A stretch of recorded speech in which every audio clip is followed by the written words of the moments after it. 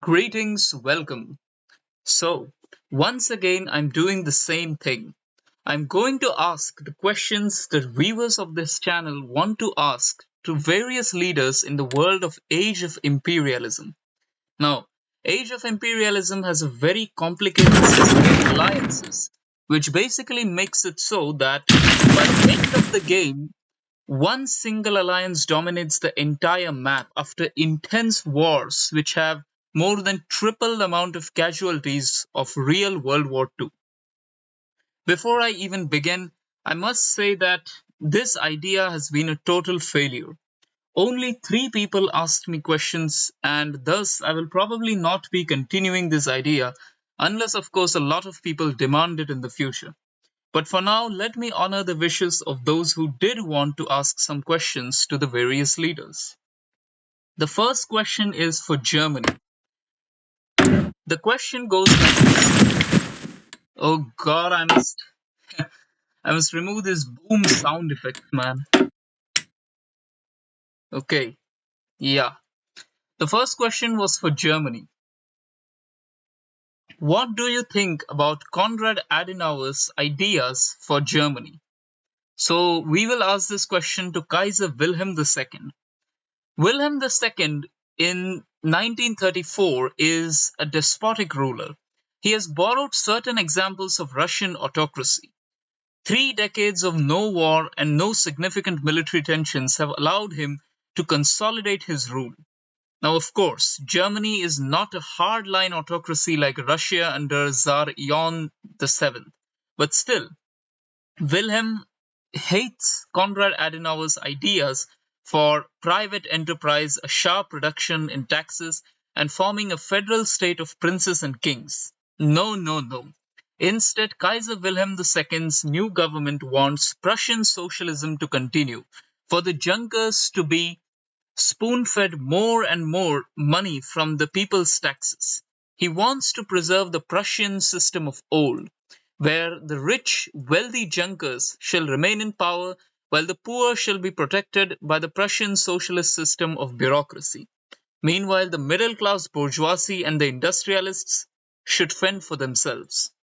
At the same time, Wilhelm also doesn't support Konrad Adenauer's ideas for his army. He doesn't support the complete removal of paramilitary groups or the universal right to bear arms. Basically, everything in Germany shall remain as it was during those glorious times of Bismarck and Wilhelm I. Second, the second question was for Brazil. What is your opinion of your neighboring South American nations? Under Plinio Salgado, Brazil is an empire.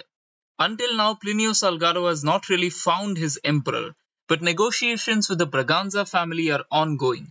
For now, Plinio Salgado's position is that of Holy Regent. Plinio Salgado is not a racist man. No, no, no. For racism and nationalism are concepts brought on by the French Revolution, which Plinio Salgado rejects. He wants to return to the old, pure system which existed before 1789, when men were men, women were women, and everyone knew their place in the hierarchy.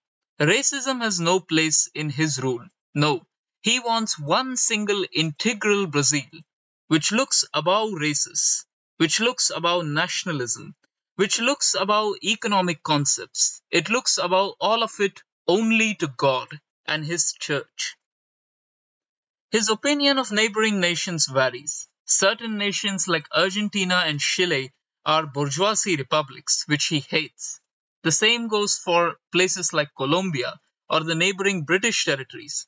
At the same time, certain places like the Republic of Venezuela under Juan Vicente Gomez, or the Republic of Ecuador, or the Republic of Peru under Luis Miguel Sanchez Guerrero, or the Republic of Bolivia under German Bush, or the Oriental Republic of Uruguay under Gabriel Terra. All these are friendly nations, friendly integralist nations. Although only Ecuador has joined the League of Nations, Plinio Salgado believes that in the future he could form a united front against the bourgeoisie republics of Argentina and Chile. For now, those are his opinions on his fellow South American nations. The third question was for the Netherlands, and that is quite an amusing question. Do you prefer life with your colonies like Dutch East Indies, Suriname, and Netherlands Antilles, but your mainland gets puppeted by your neighbors, which in this case probably means either Germany or Philippe Pétain's French Republic?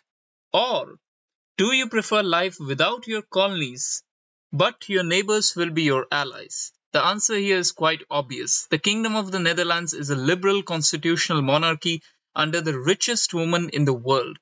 They will obviously prefer the latter option, a life without colonies but where their neighbors will be their allies. For if all these reactionary nations are pulled out of their reactions, then they can form a united European economic bund where money shall flow from capital to capital, Berlin to Paris, Amsterdam to London, Copenhagen to Brussels, and Antwerp to Luxembourg, where the entire Europe shall be one big economic bloc. And in this case, it would be okay if the colonies like the Dutch East Indies are gone, although their renewed existence might still be the cherry on the cake. The last question was for Austria. What is your opinion about German unification and European diversity?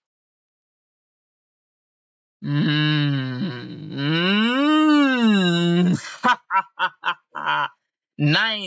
9. Diversity in Europe? Absolutely not. And German unification? No. The Fuhrer of the Danubian Reich hates the Germans. He hates how the Germans consistently backstabbed Austria. They backstabbed Maria Theresa in the 18th century. They backstabbed us during the Napoleonic Wars by signing treaties with Napoleon. And now they backstabbed us in 1866 by taking all these regions away from us and forming Klein Deutschland. No. The Führer of the Danubian Reich wants a strong Aryan state. The NSDAP wants to conquer Germany, but as part of an Austrian Reich, a Reich which is above German nationalism, a Reich which works only for the Aryans. That is the concept of Adolf Hitler's Danubian Reich, and thus he hates Germany.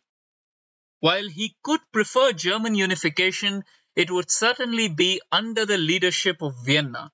And while unifying Germany, the Danubian Reich shall be first, Germany second. There was another question for the French Republic, not from YouTube but from Discord.